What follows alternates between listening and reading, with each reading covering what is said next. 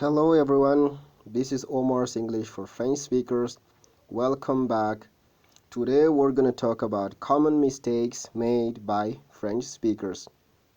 Salut à tous. Nous allons aujourd'hui aborder les erreurs courantes faites par les francophones. Alors, one, verb-related mistakes. Les erreurs liées au verbe. Alors, attendre quelqu'un en anglais, c'est dit to wait for somebody. To wait for somebody or to wait for someone. To wait for somebody.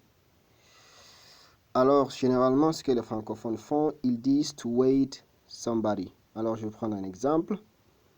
He asked me to wait him. Il m'a demandé de l'attendre. He asked me to wait him. C'est pas correct. On dit he asked me to wait for him. Le for, il faut pas l'oublier. To wait for somebody. C'est comme ça que cela s'est dit. Attendre quelqu'un. Alors, la deuxième erreur, c'est demander quelque chose à quelqu'un. Demander quelque chose. La traduction, c'est to ask for something. Ici également, il ne faut pas oublier le for. To ask for something. Il ne faut pas oublier le for.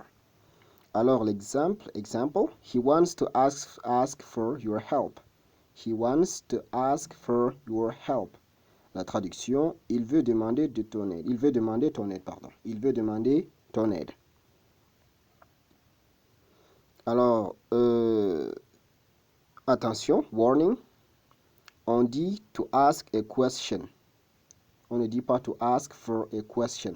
C'est pas correct. Lorsqu'il s'agit d'une question, on dit to ask a question. Alors, la troisième erreur qui est commune chez les francophones, c'est comment dire manquer à quelqu'un en anglais. Alors, ça se dit to miss somebody. To miss somebody. Exemple, I miss you. Ça veut dire tu me manques. Pour dire tu me manques en anglais, on dit I miss you. I miss you. Alors, did you miss me? Je vous ai manqué? Vous ai-je manqué? Je vous ai manqué? On dit did you miss me? Two, adverb-related mistakes. Les erreurs liées aux adverbes. Alors, la première erreur courante, c'est actually.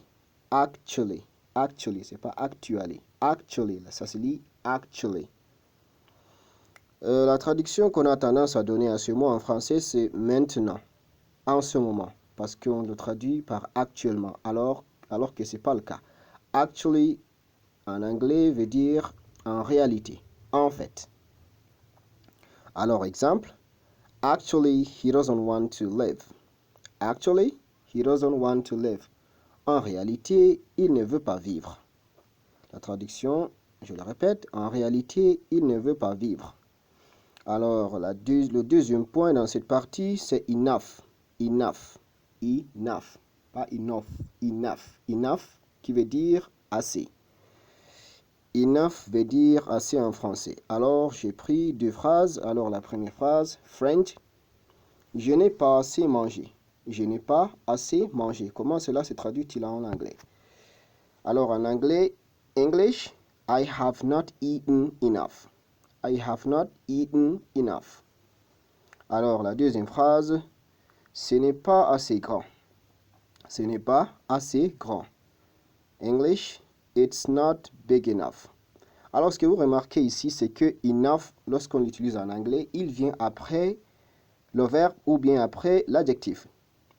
I have not eaten enough. Je n'ai pas assez mangé. En français, pardon, il vient avant le verbe. Avant le verbe ou bien avant l'adjectif. Alors qu'en anglais, il vient après le verbe et après l'adjectif. Ce n'est pas assez grand. It's not big enough. Enough vient toujours après l'adjectif et après le verbe. Alors un bonus avant de partir. Le temps verbal pour décrire combien de temps vous êtes en train de faire quelque chose. Alors combien de temps cela vous a-t-il pris pour faire quelque chose ou bien le temps que quelque chose a duré, le temps que l'accomplissement de quelque chose a duré.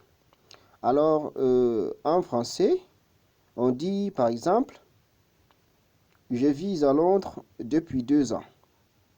C'est-à-dire au moment où la personne est en train de s'exprimer, elle est encore en train de vivre à Londres. Enfin, elle a commencé à vivre à Londres dans le passé et cela continue dans le présent. Alors en anglais, la traduction, c'est pas le présent que l'on utilise. On utilise plutôt le present perfect ou bien le present perfect continuous.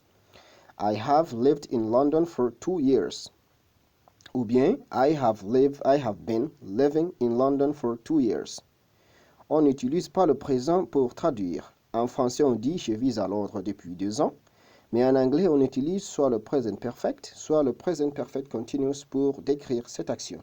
Alors, mistake, c'est-à-dire l'erreur à ne pas commettre. I live in London for 2 years. That is wrong. Ceci n'est pas correct. En français, on dit je vis à Londres depuis 2 ans, mais lorsqu'on traduit en anglais, on utilise I have lived in London for 2 years ou bien I have been living in London for 2 years, pardon. Alors, voilà parvenu au terme de la leçon d'aujourd'hui.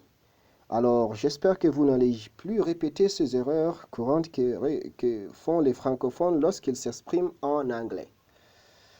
Lisez, relisez, écoutez et réécoutez la vidéo. Si vous avez des préoccupations, des suggestions, des commentaires, alors exprimez-vous dans la partie commentaires. Ciao!